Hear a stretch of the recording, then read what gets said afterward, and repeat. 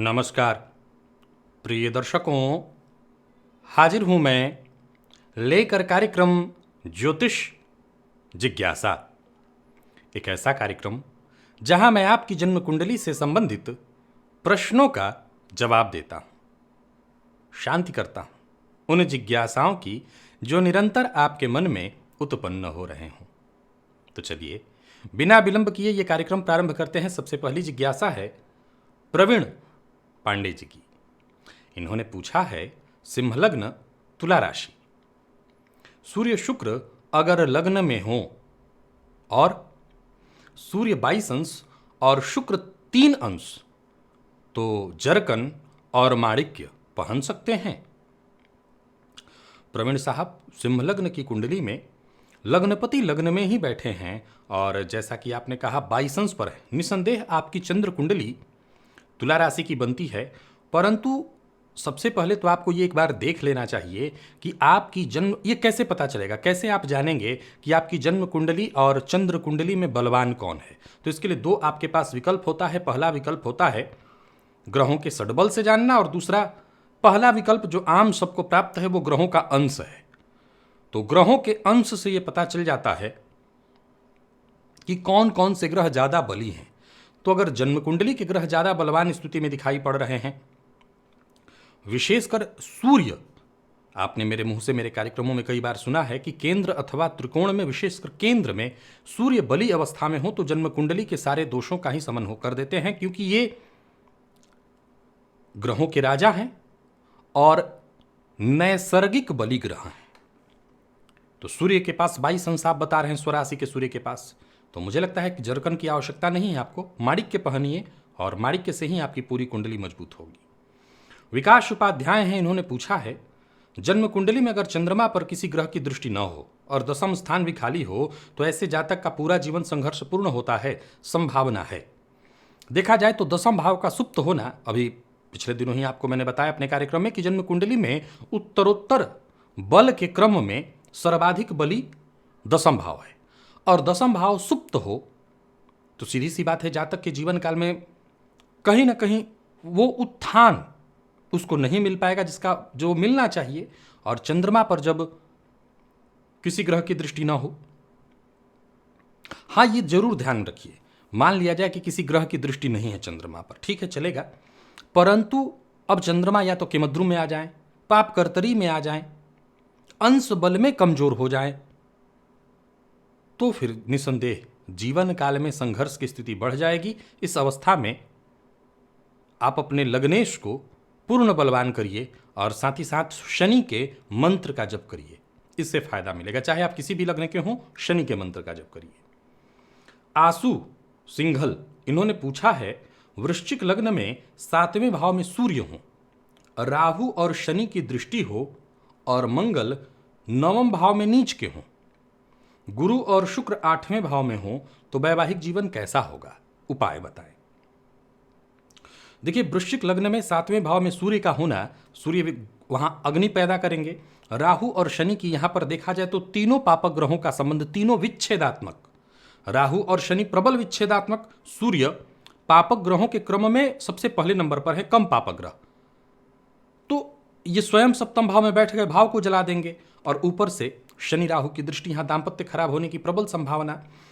अब आपने जैसा कहा कि वृश्चिक लग्न है और लग्नपति जाकर के नीच राशि में बैठे हैं, वो ठीक है कि किसी परिस्थिति से अगर सूत्र से नीच भंग भी हो जाता हो तब भी नीच राशि में पहले तो बैठे हैं, ये पॉइंट है। अब देखा जाए तो दाम्पत्य कारक शुक्र का जाकर के कुंडली के अष्टम भाव में बैठना, अब जैसी स्थिति आप बता रहे हैं उसके हिसाब से अगर देखा जाए तो एक तरफ सूर्य एक तरफ मंगल, पाप कर्तरी योग में शुक्र है, तो ये पूर्णतः दाम्पत्य जीवन को कमजोर दर्शा रहा है। बस वही उपाय है, स्त्री हो या पुरुष, मां भगवती गौरी को सफेद कनेर का पुष्प शुक्रवार के दिन जाकर के अर्पित करिए, इससे ही दाम्पत्य जीवन में स्थिरता आएगी। अशोक जाधव जी हैं, इन्होंने पूछा है सिंह लग्न में 6ठ भाव में चंद्रमा है और 19 अंश पर है, श्रवण नक्षत्र में, और व्यय भाव में शनि है 17 अंश पर, यह परिवर्तन कैसा परिणाम देगा।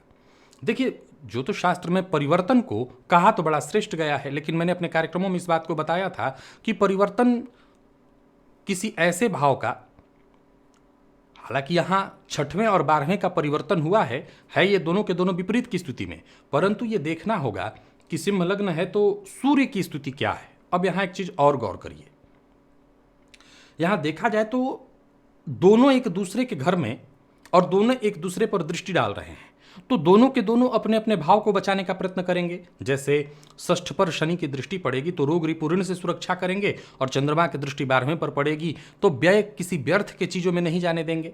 तो दोनों अपने अपने घर को बचाने का प्रयत्न करेंगे क्योंकि दृष्टि डाल रहे हैं। परंतु यहां गौर करिए कि आपको यह देखना होगा कि अंश दोनों का कितना है, कितने अंश पर शनि है और कितने अंश पर चंद्रमा है।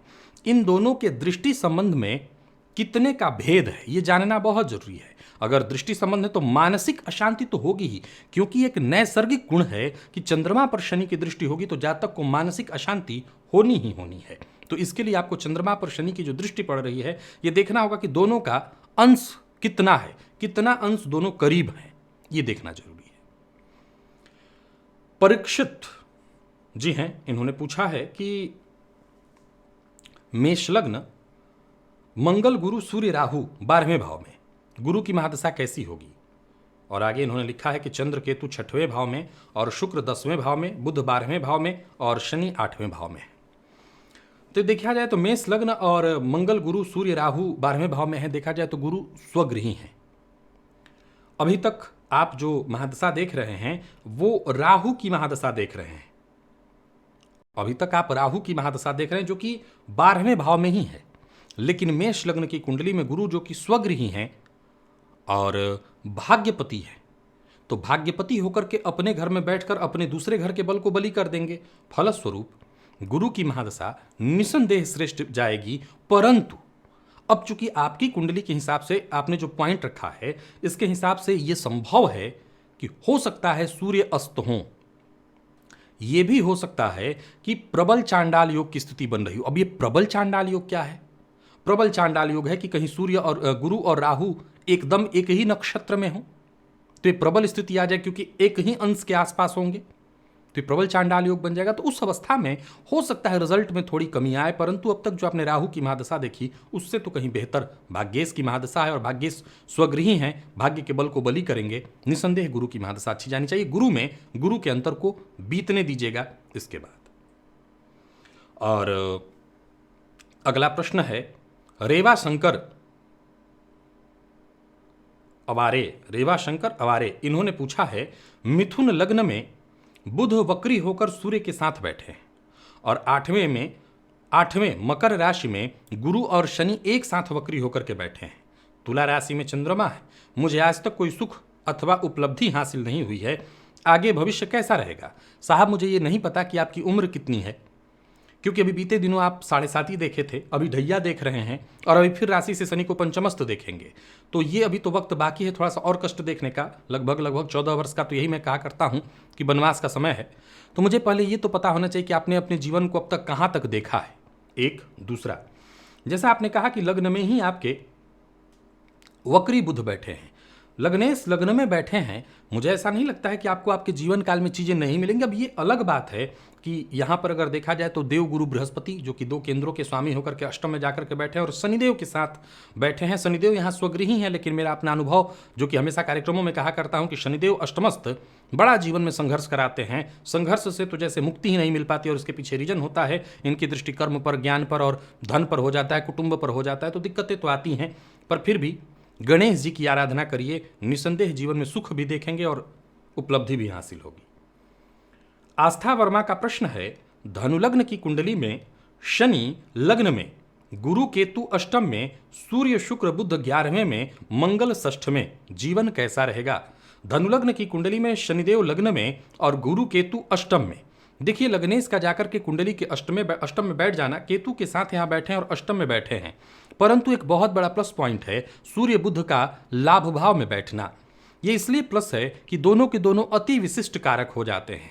अब लग्नेश अष्टमस्थ हो तो संघर्ष तो होगा, लेकिन लाभ भाव में सूर्य बुध बैठे हैं तो धन आगमन आजीवन रहेगा। यह गौर करिएगा कि संघर्ष तो रहेगा, लेकिन आपको आपके जरूरत के अनुरूप धन प्राप्त होगा। यहां पर आप मजबूत स्थिति में है, जरूरत पड़ने पर आपको धन मिल जा रहा है। तो धन मिलेगा, परंतु संघर्ष जीवन काल में रहने वाला है। तो चलिए, कम से कम एक पक्ष तो है, धनागमन तो हो जा रहा है, संघर्ष के साथ ही सही। जीवन बहुत सारे लोग के संघर्ष में और बहुत अच्छा जी रहे हैं, तो कोई दिक्कत नहीं, मैं तो कहूँगा ठीक है। और अगला प्रश्न रुचि राणा का है। इन्होंने पूछा है कि धनु लग्न में लग्नगत गुरु पर शनि की तीसरी दृष्टि कैसा प्रभाव देती है, जबकि चंद्रमा शनि के अनुराधा नक्षत्र में है। शनि के नक्षत्र में चंद्रमा होना और किसी पापग्रह से दृष्ट हो जाए या पापकर्तरी योग में हो या केमद्रुम में हो, तब ये थोड़ा सा बुरे बुरे ख्याल मन में आना, कई बार मन अशांत रहना, मन में एक अज्ञात भय की स्थिति उत्पन्न होती है। अब हम आते हैं सीधा पहले प्रश्न पर कि धनुलग्नगत गुरु पर शनि की दृष्टि है। यहाँ पर गुरु स्वगृही है, सो चिंता की कोई आवश्यकता नहीं है। आपको यहाँ डिग्री दोनों की जरूर देख लेनी चाहिए कि गुरु की डिग्री कितनी है और शनि की डिग्री कितनी है। एक दूसरा, निसंदेह शनि की दृष्टि लग्न पर पड़ रही है तो जीवन काल में चीजें विलंबित होंगी, लेकिन कोई बात नहीं, विलंब से मिलेंगी। और अगर गुरु के पास अंश बल मजबूत है तो हंस योग का फल मिलेगा, और हंस योग का फल मिलेगा तो जीवन में फिर सब कुछ मिलेगा, क्योंकि लग्न में गुरु कारक भी हैं और दिग्बली भी। अच्छा, शनि की स्थिति को यहां देखें तो धनुलग्न में शनि तुला राशि में उच्च के हैं। ठीक है कि वो देर करेंगे, लेकिन लाभ में उच्च राशि में बैठे हैं तो धनागमन भी तो कराएंगे। तो ठीक है, थोड़ा विलंब से ही सही, धनागमन वगैरह सब कुछ जीवन में ठीक होगा, थोड़ा विलंब से काम होगा। और अगला प्रश्न अनुपम पॉल जी का है। इन्होंने पूछा है, अगर कुंडली में दो ग्रह युति में हो, एक उसी में उच्च का और दूसरा ग्रह नीच का, तो कैसा फल देंगे। और उदाहरण इन्होंने कन्या में बुध और शुक्र का दिया है। देखिए, यहां एक बात आपको बता दूं कि यही स्थिति अगर उल्टी होती, यानी मीन में होती, ध्यान से सुनिएगा, यही स्थिति अगर उल्टी होती, मीन में होती, तो बुध जो कि नीच के होते वो उच्च के शुक्र के साथ कहीं ना कहीं श्रेष्ठ प्रभाव देते। लेकिन ये स्थिति जबकि उल्टी है, बुध स्वगृही है और शुक्र यहां नीच के हैं, तो शुक्र जो है जिसके साथ बैठते हैं अपना स्वभाव नहीं बदलते हैं। ये स्त्री कारक ग्रह, लेकिन इनका अपना प्रभुत्व है, परंतु बुध बालक है और वो स्वभाव बदलता है। तो उच्च की राशि में बैठा है और नीच के शुक्र के साथ बैठा है। अब ध्यान से सुनिए, उच्च की राशि का प्रभाव मिलेगा और उच्च की राशि के चलते जातक को जीवन काल में चीजें शीघ्रता से सब कुछ मिलने वाली हैं, जो चाहिए उसको शीघ्रता से मिलेंगी। लेकिन शुक्र नीच के हैं, फलस्वरूप इन सुखों के कारण दिक्कत होना, परेशानी आना, और कई बार अब ये पूरी तरह से देखना होगा इस स्थिति को कि आपने जैसा कहा कि पहले तो ये लग्न कौन सा है, दूसरा इन दोनों पर किसकी दृष्टि पड़े। क्योंकि अब हमारा जो देखिए यहां पर जो सूत्र आपने उठाया है, वहां पर हम उस अवस्था में पहुंच गए हैं कि बुध अच्छा फल तो देगा जरूर, क्योंकि उच्च राशि में बैठा है, लेकिन वो एक नीच के ग्रह के साथ है। अब नीच का ग्रह उसको कितना बुरा सिखा सकता है, नीच का ग्रह कितना उसको बुरा बना सकता है, ये तय होगा बुध और शुक्र के अंश को देखकर। इसमें बली कौन है, अगर बली बुध है तो जरूर वो तब भी नीच के शुक्र के साथ होने के कारण कुछ तो बुरा करेगा, लेकिन अगर शुक्र से ज्यादा मजबूत है तो ज्यादा घबराने की जरूरत नहीं है। शुक्र का प्रभाव ज्यादा है तब तो वो उच्च के बुध को बिल्कुल मार्ग भटकाएगा, गलत राह पर ले जाएगा। और अगर इस पर कहीं पाप ग्रह की दृष्टि पड़ गई तो ये पूरी तरह से गलत संगति, भटकाव इत्यादि हर तरह की परेशानियों का कारण बनेगा। परंतु ये देखना जरूरी है कि ये युति किस भाव में है, अंश दोनों का कितना है और कौन उसमें प्रबल पड़ रहा है। तो ये सूत्र जो आपने पूछा है, सूत्र बहुत बढ़िया है, परंतु ये बिना पूरी तरह से स्थिति को देखे इसका जवाब, समुचित जवाब संभव नहीं। और विनायक थापलियाल इन्होंने पूछा है, वृश्चिक लग्न की कुंडली है और मंगल केतु के साथ तीसरे भाव में बैठे हैं और शनिदेव गुरु के साथ वक्री होकर छठवें भाव में बैठे हैं, तो ये परिवर्तन योग कैसा फल देगा। फिर वही बात अभी कहूंगा, थोड़ी देर पहले सूत्र को बताया था कि परिवर्तन कहीं भी हो ठीक है, लेकिन परिवर्तन योग का संपूर्ण लाभ लेने के लिए आपको यह जानना है कि लग्नेश का बल कितना है। जैसे आपने कहा कि वृश्चिक लग्न की कुंडली है और मंगल केतु के साथ तीसरे भाव में। अब एक प्लस पॉइंट है कि है ये अंगारक योग, परंतु मंगल केतु के साथ है तो केतु मंगल के बल को 5 गुना अधिक बली करेगा। अब देखा जाए तो मकर राशि में उच्च के मंगल हैं और केतु के साथ होने के कारण उनका बल अगर 5 गुना अधिक बली होता है तो बहुत ज्यादा बलवान हुए। परंतु मंगल के अंश को देखिए कि मंगल कितना बली। अगर मंगल बली है तब तो कहना ही नहीं, लग्नेश का पराक्रम में और भी उच्च राशि में यहां पर जो परिवर्तन आप बता रहे हैं ये अत्यंत श्रेष्ठ फिर परिवर्तन बन जाएगा। जातक अपने संघर्ष, अपने परिश्रम, अपने पुरुषार्थ से जीवन काल में सब कुछ हासिल कर सकता है, तो ये श्रेष्ठ परिवर्तन है। और अगला प्रश्न है मोहित प्रसाद जी का। इन्होंने पूछा है कि मकर लग्न की कुंडली में 11वें भाव में मंगल और केतु की युति तथा इन पर सप्तम भाव से गुरु की दृष्टि, 5वें भाव में शनि राहु की युति, तो क्या प्रभाव पड़ेगा। मोहित जी बता दूं कि सबसे पहले तो लाभ के दृष्टिकोण से देखें तो यह अत्यंत श्रेष्ठ है, क्योंकि लाभेश लाभ भाव में बैठे हैं। एक, दूसरा केतु के साथ बैठे हैं जो कि उनके बल में वृद्धि करेंगे। तीसरा, गुरु की दृष्टि है जो कि बहुत अच्छा है। और चौथा, शनि की दृष्टि से हमें कोई चिंता नहीं है। अगर आप लाभ के दृष्टिकोण से पूछ रहे हैं तब तो बहुत बढ़िया है, परंतु आप रिश्ते के दृष्टिकोण से पूछ रहे हैं, जैसे मंगल छोटे भाई बहन के कारक हैं तो उनके साथ संबंधों में परेशानी, छोटे भाई बहन को दिक्कत या ना होना इत्यादि, क्योंकि शनि जो आपकी कुंडली में पंचम भाव में बैठे हुए हैं जिनकी दृष्टि पड़ रही है लाभ भावगत मंगल पर। अब यहां पर हाँ 5वें भाव से शनि राहु, तो ये शनि जो है 11वें भाव को भी और गुरु को भी देख रहे हैं, तो गुरु बड़े भाई बहन के कारक हैं और 11वां भाव बड़े भाई बहन का है। तो यहां पर इस रिश्ते को ये तोड़ देंगे, या तो बड़े भाई बहन को होने नहीं देंगे, होने पर उनको कष्ट देंगे इत्यादि। लेकिन आपके लिए धन लाभ के दृष्टिकोण से बहुत बढ़िया। आपके लिए भी परेशानी होगी, विवाह होने में दिक्कत, विवाह होने के बाद दाम्पत्य में थोड़ी परेशानी वो रहेगी, लेकिन पैसे के दृष्टिकोण से जैसा मैंने कहा, अगर आप मुझसे पूछ रहे हैं, बहुत बढ़िया है। और गिरधारी स्वामी इन्होंने पूछा है मिथुन लग्न में अगर गुरु मार्केश हैं तो क्या संपूर्ण दशा में संकट रहेगा या शुरू के 8 साल में संकट और अंतिम 8 साल सामान्य। देखिए ये बहुत जरूरी है प्लेसमेंट देखना। इसमें यह भी ध्यान रखना है कि मार्केश के बावजूद गुरु इस कुंडली में दशमेश भी हैं, 2 केंद्रों के स्वामी हैं। अगर इनकी प्लेसमेंट नवम में बनी है, पंचम में बनी है, तो आपको चिंता की कोई आवश्यकता नहीं। ये बहुत अच्छी स्थिति है, ये बहुत अच्छी स्थिति है। तो ऐसा नहीं है ऊपर से आप फिर केंद्र में ही बैठे हैं, अपने ही राशि में बैठे हों तो गुरु की महादशा खराब क्यों होगी। तो पहले प्लेसमेंट जानिए। निसंदेह 2 केंद्रों के स्वामी होकर के 6वें 8वें 12वें में चले गए हों, मारक भाव दूसरे भाव में चले गए हों, तो यहां कष्टदायी बनेंगे ये। हालांकि मिथुन लग्न में दूसरे भाव में गुरु उच्च के होंगे, तो उच्च के होने पर यहां चिंता की कोई आवश्यकता नहीं है। तो 6वें 8वें 12वें में न हो, तीसरे में भी न हो, तीसरे में भी न हो, भले सूर्य की राशि है पर तीसरे में भी न हो। अगर इन दोनों में है तो चिंता की कोई आवश्यकता नहीं। बाकी अगर कहीं बैठे हैं, त्रिकोण में बैठे हैं, त्रिकोण या त्रित्रिकोण में, कोई चिंता नहीं। त्रिक में बैठे हैं, थोड़ी परेशानी तो होगी, कष्टदायी जाएगी इनकी महादशा। और शुभम सेमवाल इन्होंने पूछा है कि वृश्चिक लग्न की कुंडली में लग्नेश मंगल लग्न में 3 अंश और लग्न का मान 2 अंश, लग्न पर किसी भी ग्रह की दृष्टि नहीं है, वक्री गुरु नीच के चंद्रमा अष्टम में के मद्रुम से पीड़ित, सभी कारक ग्रह कमजोर है, कैसा फल रहेगा। अच्छा, तो वृश्चिक लग्न की कुंडली में लग्नेश मंगल लग्न में ही है, मुझे लगता है कि ठीक है। आपने अंश जो बताया है 3 अंश और 2 अंश ये मृत अवस्था के हैं और लग्न का मान भी कमजोर है। मैं आपको एक बात बता दूं कि आपने जैसा बताया कि बाकी के सारे जो इस लग्न के कारक ग्रह हैं कमजोर या अस्त मृत हैं, ठीक है, ये संघर्ष कराएंगे जीवन काल में, परंतु आपके पास एक बहुत बड़ा प्लस पॉइंट है, लग्नेश का लग्न में होना।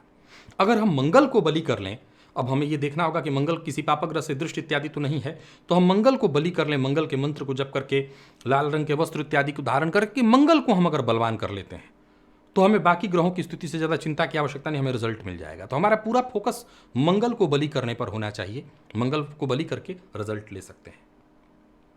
बलवंत जी हैं, इन्होंने पूछा है कि धनु लग्न की कुंडली है, लग्न में ही शनि 7वें भाव में गुरु, लग्न में शनि और 7वें भाव में गुरु कैसा फल देंगे।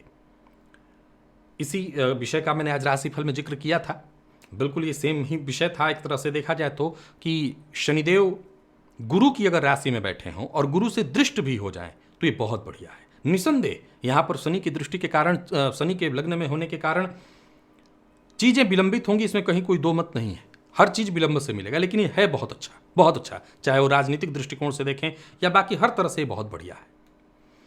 और सावित्री महामुंकर, ये इन्होंने पूछा है कि सूर्य गुरु शुक्र राहु अगर धन भाव में हो मेष लग्न में तो ग्रहण और अस्त की स्थिति में धन की स्थिति कैसे तय करें। देखिए, अगर अस्त हैं और ग्रहण में भी हैं तो भी धन पर कोई बहुत ज़्यादा उसका प्रभाव नहीं पड़ेगा, क्योंकि जैसा आपने कहा कि मेष लग्न है, धनेश धन भाव में बैठे हैं, तो धन पर उसका असर नहीं पड़ेगा। उसका ज़्यादा असर आपके वाणी पर, आपके कहीं ना कहीं देखा जाए तो कुटुंब पर, रिश्तों पर उसका ज़्यादा असर पड़ेगा। पाप ग्रह धन जन्म कुंडली का दो ऐसा भाव है, धन भाव और द्वादश भाव। ये दोनों भाव स्वयं से संचालित नहीं होता है, इन दोनों भावों को संचालित करना पड़ता है, क्योंकि धन स्वतः से खर्च नहीं होता और व्यय स्वतः से नहीं होता है। ये दोनों संचालित करने वाले भाव हैं, बाकी भाव स्वतः संचालित होते हैं। तो यहां देखा जाए तो धन भाव में इन ग्रहों के होने से ग्रहण या अस्त की स्थिति से धन पर कोई खासा असर नहीं पड़ता। कई बार धन संचयन में मामूली दिक्कतें आती हैं, परंतु ये ठीक है। हाँ, रिश्तों पर असर आता है, वाणी पर असर आता है, कड़वी वाणी बोल देना, ऐसा बोल दीजिए जिससे लोग शत्रु बन जाए आपके, बुरा मान जाए आपके, इससे ये दिक्कत आती है। और दिव्य ज्योति त्रिपाठी हैं, इन्होंने पूछा है कन्या लग्न है और 11वें भाव में गुरु मंगल चंद्रमा एक साथ हैं और 10वें भाव में सूर्य बुध एक साथ और शुक्र द्वादश में और शनि राहु एक साथ 9वें भाव में, तो राजनीति में उच्च पद मिलेगा। दिव्य ज्योति जी, दो बातें आपको बता दूं कि कुंडली के जो लक्षण आपने बताए हैं, निसंदेह इसमें कहीं कोई दो मत नहीं कि ये सारे लक्षण उच्च पद प्राप्त कराने वाले हैं। लेकिन मुझे पता नहीं है कि आप बैट हाथ में लेकर के मैदान में उतरी भी हैं या नहीं।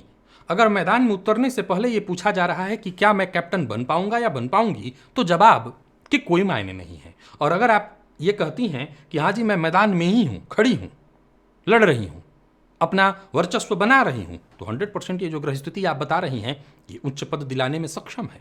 अगर ये सारे ग्रह अंश बल से ठीक हैं और आपका पुरुषार्थ भी उतना ही ठीक है तो 100%। और जितेश मोहिते जी ने पूछा है मकर लग्न में लग्नेश 12वें, मृत पंचमेश 9वें नीच, अस्त एवं मृत तथा नवमेश अष्टम में मृत अवस्था में, तो क्या प्रभाव होगा। साहब, जो आप स्थिति बता रहे हैं इसमें तीनों त्रिकोणों की स्थिति को काफ़ी कमज़ोर आप बता रहे हैं। अब तो इस पूरी कुंडली में जब ये सारा भाव कमज़ोर पड़ गया तो ये देखना होगा कि कर्म की स्थिति कैसी है, कर्मेश की स्थिति कैसी है, पराक्रमेश की स्थिति कैसी है, क्योंकि अब वही एक रास्ता बचता है कि कर्म और पराक्रम के माध्यम से आपको आपके जीवन काल में चीज़ें दिखाई जाए। देखिए, आमतौर पर जन्म कुंडली को सामान्य दृष्टिकोण से देखा जाए तो सामान्यतया ही पता चल जाता है कि जन्म कुंडली कितनी मजबूत या कितनी कमजोर है। लेकिन अगर ऐसी स्थिति आ जाए तो अब हमारे पास और अगला विकल्प बचता है, हमारे पास पार्ट बचते हैं। हम नौमांस चक्र को देखेंगे, हम षडबल को देखेंगे और इन सबों को देख करके ये तय करेंगे कि इन ग्रहों में कौन सा ऐसा ग्रह है जिसको अगर हम जागृत करने में लग जाएं तो हमारा काम बन सकता है। तो उस ग्रह को हम बलि करेंगे और जातक को जातक के जीवन काल में सुख प्रदान करवाएंगे। अगला प्रश्न जो है वो सूरज दुबे का है। इन्होंने पूछा है मीन लग्न में कर्क राशि में, मीन लग्न में गुरु कर्क राशि में उच्च का होकर के बैठे हैं और वक्री भी हैं, एकादश भाव से शनि और राहु से दृष्ट हैं, तो कैसा असर मिलेगा नौकरी, संतान, धन के क्षेत्र में, और क्या इस स्थिति में पुखराज पहना जा सकता है। यहां कई सारे सूत्र लग जाएंगे। देखा जाए तो मीन लग्न की कुंडली में आपका कहना है कि गुरु जाकर के पंचम भाव में बैठे हैं और पंचम भाव में भी आप कह रहे हैं कि उच्च राशि में वक्र अवस्था में है, तो सामान्य तथ्य तो कहता है कि उच्च राशि में वक्र होना नीच के समान फल देगा। ऊपर से आप कह रहे हैं कि शनि की भी दृष्टि है, राहु की भी दृष्टि है, तो यहाँ भाव, भावपति, भाव कारक तीनों पीड़ित है। बाकी चीजें तो बाद में, पहले ये जानना होगा कि आप चूंकि गुरु यहाँ पर हैं, चाहे वो वक्र ही सही, ये बात तय है कि ऐसा जातक अंतर्मुखी, अंतर ज्ञान से तो परिपूर्ण होगा, ऐसे जातक के अंदर एक एक्स्ट्रा तेज होना वो तो होगा, परंतु अभी ये जानना होगा कि क्या आपकी शिक्षा बाधित हुई थी। अगर शिक्षा बाधित हुई तो फिर विवाह और संतान भी बाधित होगा, और अगर ये सब बाधित हुआ तो निसंदेह जीवन में विकास तो बाधित होगा ही। तो ये शुरुआत से समझना होगा कि शिक्षा आपकी कैसी रही, क्या शिक्षा में बाधा उत्पन्न हुई। तेजी में कोई दिक्कत नहीं, तेज तो आप 100% होंगे क्योंकि गुरु बैठे हैं, परंतु बाधा देखना होगा, क्योंकि भाव, भावपति, भाव कारक तीनों पीड़ित हुए हैं, तो बाधा देखनी होगी कितनी आई है। बाधा आई है तो संतान इत्यादि सब में बाधा होगा। और दिव्या दुबे हैं, इन्होंने पूछा है मेरी कुंडली में बुध चौथे घर में शुक्र, सूर्य और मंगल के साथ 25 डिग्री पर वक्री होकर के बैठे हैं, तो क्या यह त्वचा विकार का कारण है। वर्ष से मैं इस समस्या से ग्रसित हूं, इसका समाधान बताइए। देखिए, समाधान के रूप में तो आप अपने बुध को ठीक करिए, मंगल की स्थिति को देखिए, खाली इतने से नहीं, पहले रोग कारक शनि को देखिए। निसंदेह बुध त्वचा के कारक हैं, तो ये ठीक आपने बता दिया। अब त्वचाजन्य रोग हुआ है तो मंगल जरूर कमजोर होना चाहिए, क्योंकि रक्त में भी विकार होगा। तो चंद्रमा और मंगल को देखना होगा, क्योंकि चंद्रमा रक्त के स्वामी है और मंगल रक्त के कारक, तो रक्त में भी दोष है, तो ये देखना होगा इनकी स्थिति कैसी है। हाँ, बुध के कमजोर होने के कारण, बुध के पीड़ित होने के कारण ये रोग तो कंटिन्यू आपको रह सकता है, रह रहा है। आप इस अवस्था में एक सबसे सरल उपाय है कि आप अपने बुध को ठीक करिए और हरा मूंग बुधवार के बुधवार पक्षियों को डालिए। इससे मैं समझता हूं कि काफी हद तक आपको लाभ मिलेगा। वैशाली जी हैं, इन्होंने पूछा है कि सिंह लग्न में केतु धन भाव में और शनि व्यय भाव में, लग्न पाप कर्तरी में है, लग्न पर किसी भी ग्रह की दृष्टि नहीं है, लेकिन पंचम भाव में शुक्र शुभ कर्तरी में है, क्या परिणाम होगा। देखिए, यहां शुक्र की चर्चा से कोई खासा लाभ नहीं है। निसंदेह शुक्र सुखों के कारक हैं, परंतु जैसा मैंने कहा, इससे खासा लाभ नहीं है। इनके शुभ कर्तरी योग में होने से हो सकता है सुख के संसाधन कहीं ना कहीं से आपको प्राप्त हों, परंतु लग्न का पीड़ित होना, लग्न का पापकर्तर योग में जाना, सुख का भोक्ता कौन, आप। तो सुख का भोक्ता अगर पीड़ित है, आपके सामने अंबार लगे हैं सुखों के, लेकिन आप उस सुख को भोगने योग्य नहीं हैं, कोई फायदा नहीं। तो लग्न का ठीक होना बहुत जरूरी है। जो आपने परिस्थिति बताई है उसमें लग्न को ठीक करना बेहद जरूरी है। यहां शुक्र के सुखद होने से, शुभ कर्तरी योग में होने से कोई ज्यादा लाभ नहीं होगा। पार्थ जी हैं, इन्होंने पूछा है यदि सिंह लग्न की कुंडली में तीसरे भाव में तुला राशि में शनिदेव हों और नवम भाव में मेष राशि में सूर्य और मंगल हों, तो क्या फल होगा। कमाल का ये प्रश्न है और कमाल की स्थिति है। सूर्य का उच्च राशि में होना, मंगल भी वहां स्वगृही है, ठीक है, सूर्य का उच्च राशि में होना और इधर शनि का उच्च राशि में होना, दोनों उच्च राशिगत ग्रह एक दूसरे को देख रहे हैं। अब हम बात कर रहे हैं सिंह लग्न की कुंडली की, जहां की सूर्य का बलाबल ज्यादा है, जो कि लग्नपति बनकर के भाग्य में बैठे हैं, तो निसंदेह उनका मजबूत होना बहुत अच्छा है। अब एक बात गौर करिए कि चाहे बुरी परिस्थिति जो हो, परंतु सूर्य की दृष्टि शनि पर पड़ने से और शनि की दृष्टि सूर्य पर पड़ने से अगर दोनों के अंश बराबर हैं, तो निसंदेह यहां बदनामी परेशानी तो होगी, लेकिन शनि पराक्रम में कारक होते हैं, अति विशिष्ट कारक, और सूर्य की दृष्टि पड़ने से यह बहुत अच्छा भी है। राजनीति इत्यादि में बदनामी तो जरूर हो, लेकिन नाम भी होने की बहुत अच्छी स्थिति बनेगी, या सरकारी नौकरी में बड़े पद पर पहुंचना, जहां बदनामी परेशानी भी होगी, कई बार जातक बहुत मुश्किल में पड़ेगा, लेकिन उसको सफलता मिलेगी। लेकिन ये तय होगा कब, हम जब दोनों के अंशों को मिलाएंगे और देखेंगे कितने कितने अंश पर दोनों बैठे हैं, तब ये रिजल्ट निकलेगा। तो ये प्रश्न था दिलचस्प, लेकिन इसके लिए पूरी तरह से समझना होगा परिस्थिति को, तभी अंश से ही ये तय होगा। तो प्रिय दर्शकों, आज प्रश्न काफी बढ़िया थे। पिछले सप्ताह जब मैंने आपसे कहा, उसके बाद आप लोगों ने बहुत अच्छे प्रश्न भेजे, तो जितना मैं ले सकता था आज के कार्यक्रम में मैंने ले लिया, और भी अभी प्रश्न लाइन में लगे हैं, लेकिन आज के लिए बस इतना ही। इजाजत दीजिए, पुनः मुलाकात होगी, तब तक के लिए नमस्कार।